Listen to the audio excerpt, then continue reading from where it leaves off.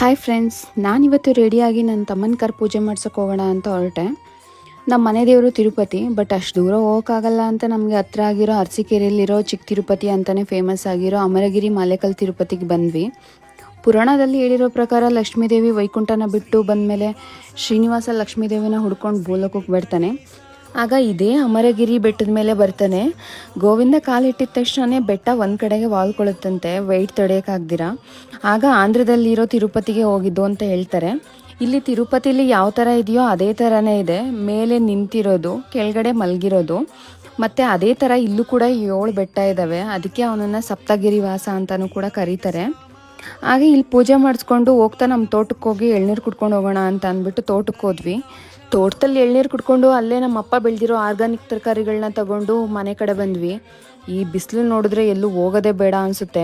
ಆದರೂ ಏನೂ ಮಾಡೋಕ್ಕಾಗಲ್ಲ, ನಮಗೆ ಅನಿವಾರ್ಯತೆ ಇದ್ದಾಗ ಮಳೆ ಇರಲಿ ಬಿಸಿಲಿರಲಿ ಹೋಗಲೇಬೇಕಾಗುತ್ತೆ. ಇದಾಗಿತ್ತು ಇವತ್ತಿನ ದಿನ. ಬಾಯ್ ಫ್ರೆಂಡ್ಸ್, ನೆಕ್ಸ್ಟ್ ಬ್ಲಾಗಲ್ಲಿ ಸಿಗೋಣ.